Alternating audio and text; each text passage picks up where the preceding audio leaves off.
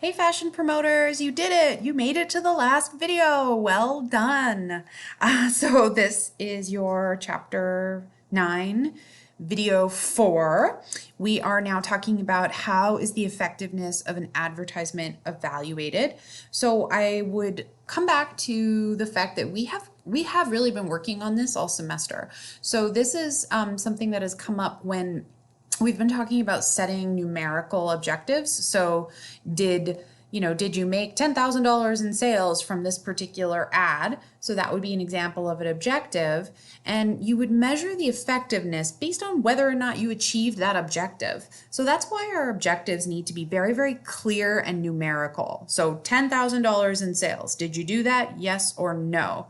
It's not just an increase in sales because that doesn't really tell us anything, right? Like that, it could be an increase of $1. Does that mean the ad was effective? No. So that is why we have to set those hard numerical objectives. So how do we test whether or not we met those objectives? So there are many different ways, but the key is always, did it meet your sales objectives? So companies will pick a specific number that they want this ad campaign or this specific ad to hit. And if it wasn't effective, it wasn't effective. And if it was, it was. And that's why they pick one hard number. So for example, did you increase engagement by 4%?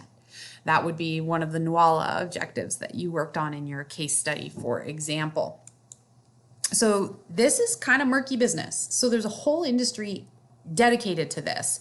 So, it's kind of like, you might have heard of the word metrics before. So companies that are collecting metrics on you by looking at what you click on the internet, for example, or if you clicked on a listserv, email, if you clicked on a link in there, did you go through and then purchase the item? That's how we would decide whether or not it met your sales objectives. Now, if you clicked on a link, you put something in your shopping cart, but you didn't buy it, that does not mean that it met the objectives with you, right? You didn't actually buy. So we're really looking at, did this ad make you buy something? And it's kind of tricky to test, right? Because like if you see an ad in Vogue, for example, how do you know if it made you buy the brand or not? You don't. It's a little bit murky. So we collect all kinds of different little data points. And when they all come together, it tells us whether or not we've been effective. So there are lots of different methods and they all kind of work together.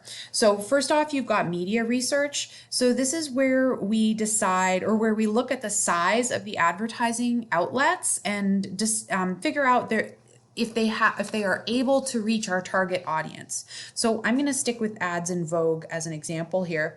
So we know exactly what the circulation and readership is of Vogue. We know exactly how many eyeballs are going to see it. We know what type of reader reads it because Vogue has that kind of data, exactly who's buying it and subscribing to it. So that is media research. So that'll help you decide if you're putting your ad in the right place. We research the media that we are going to use first. Then you've got message research. So this is where you're evaluating the effectiveness of your message, of your creative message. So this includes copy, which is that textual information in an ad, and also the visual impact, so the visuals that are contained in the ad.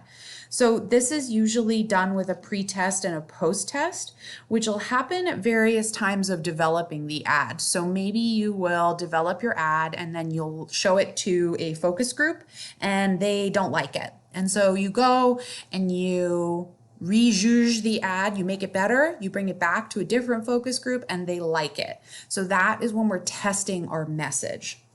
So let me tell you about a focus group. This is a group of consumers. Usually we would do this with about 10 to 12 people. I've seen focus groups done with as small as 5 people, and they'll discuss a specific topic. So for example, they might show you an ad and ask if you like it or not and why. And so people just get to talk about it. The focus groups are usually recorded, and we use that information to improve our message or the media that we're putting it in. So then you also have a portfolio test. So this is often done in focus groups, actually. So this is where you expose usually a focus group to a collection or portfolio of a bunch of different ads, usually what we call test and control ads. So you'll show them some test ads that are the ones that you really want the information on. So the thing that you're testing. So is this an effective message? And then maybe you'll have some control ads over there. So these are ones that we know already work because they were already tested before. And the reason we do that is so that we can get better data about the test ads. So in this case, we actually don't care so much about the control ads, but we include them so that we can get richer data from the test ads. All of that sounds pretty complicated. The main thing you need to know about a portfolio test is that we are exposing participants to a bigger collection or a portfolio of ads, usually all of the ads in a single campaign for a single season, for example. So then we also have the readability test. So this is a little bit more complicated. Your textbook talks about Rudolf Fleisch and the Fleisch formula that assesses readability. So what this means is how many syllables can you read in a given period of time. So this Fleisch formula says that copy, which is the textual elements on your image or on your message, are better understood when sentences are really short, when words are really concrete and really well known, and personal references are made. So for example, if I write a big, long, complicated sentence for you to understand, you probably don't understand it very well. Whereas if I write very short sentences using words you already know, it's a little more understandable. Now that might seem obvious, but once you're in advertising land and trying to be creative, you might find that actually you accidentally overcomplicate things. I mean, many of you might have experienced that in essay writing, right? Where you're writing this essay and you think this is totally clear, and then you get then someone else reads it, maybe your professor or maybe a friend, and they're like, I don't know what you're talking about. A great example of that is using the word utilize instead of use. Like they mean the same thing, and yet one is half the length. So just instead of utilize, use the word use. It's just so much easier, and it would definitely pass this Fleisch test. So that would be an example of keeping your copy nice and short and clear. So your test markets, these are kind of like geographical areas where we select them as representative of an overall population to do a test. So we might release an ad or a product in a specific area that we know represents our target demographic or our target customer. And then we will introduce that advertising just to that region and see how it goes. Now, you might think, oh, well, of course they're going to always test New York because New York is the ultimate testing ground. No, not usually. New York isn't representative of the entire globe. There's a New Yorker way of life and way of being. So a lot of the time they'll actually use smaller cities to test is an ad effective for a more general population. And interestingly, when I worked in Guelph, Ontario, which you've probably never heard of because it's not a particularly important place, we would actually test a lot of merchandise at our store. We were a test store, whereas all of the stores in Toronto in the same chain did not get those test products. The reason was we were worried that if we tested a product in a market like Toronto, maybe the really fashion-forward people in Toronto might really like the product, but then when we make a ton of them and we roll them out to our stores across the country, all across Canada, they would not have been as receptive as just this one really fashion-forward market in the city. So test markets are usually places in the United States. Test markets, your textbook says places like Portland, Oregon, or Buffalo, New York, or Columbus, Ohio, which is, it's pretty common. Are they super sexy fashion cities? No, probably not, especially Buffalo.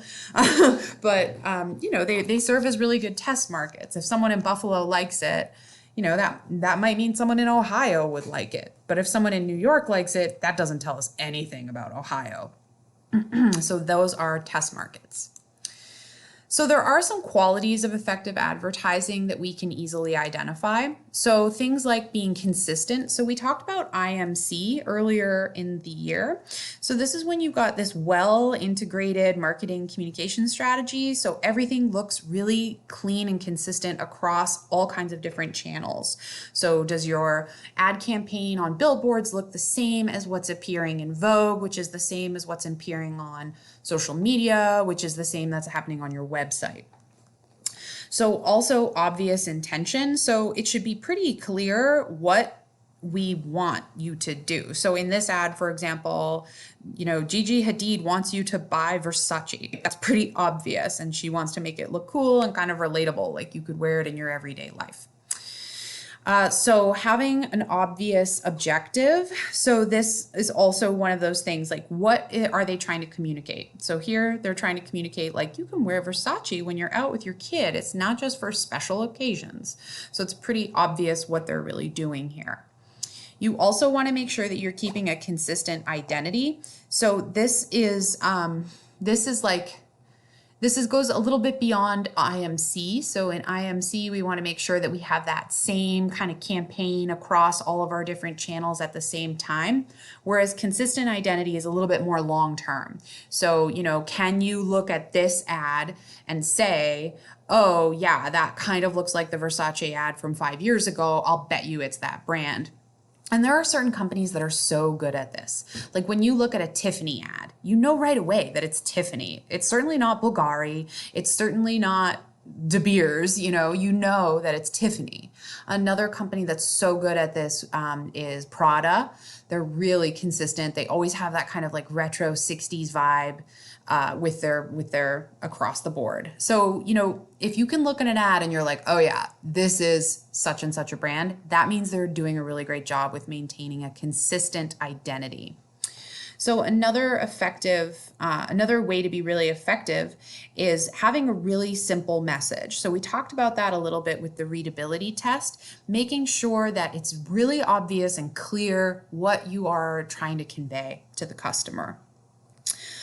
So effective strategy. So this is, it's funny that they say qualities of effective advertising and then effective strategy, but what they're talking about here is that the creative elements, all of the different visuals that you see need to really enhance the ad. So in this image that we're looking at here, for example, it's not just about seeing Gigi with this cute guy and this cute kid. There's all of this hustle and bustle around them, but they're having like special family time. So we have this kind of enhancing this idea that you can wear your Versace not just on the runway, but you could also maybe just wear it in your regular life when you're bumming around with your kid. Because you want to look fashionable there too, of course. And then guaranteed delivery. So this really just means making sure that you can stick to your promise. So let's say you're a beauty company and you say that you can make somebody's acne scars disappear in 5 days flat. If you can't do that, you could be sued by the Better Business Bureau. So you want to make sure you can deliver on your promise. So let's say you do have that acne scarring product. You might say something like visibly reduces the appearance of acne scars. And that might be all you say. You've probably heard something very similar. Or visibly reduces the appearance of fine lines and wrinkles. Maybe that says a lot about what types of ads I'm seeing on that are targeted towards me right now. But anyway, you want to make sure that you can deliver on the promise that you're making. So this brings us to the end of chapter 9.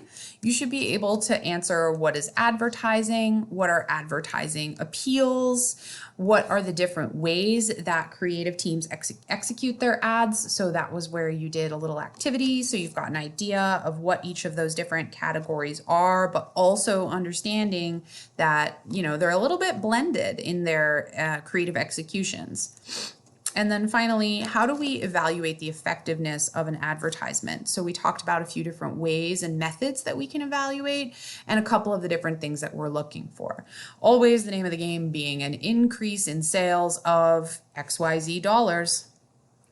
So thank you so much for watching your entire class content for this week. think this is about an hour of lecture for this week, so technically shorter than you would usually have me face to face. So I hope you're having a wonderful day, and you can put your comments in the discussion board or questions. Take care.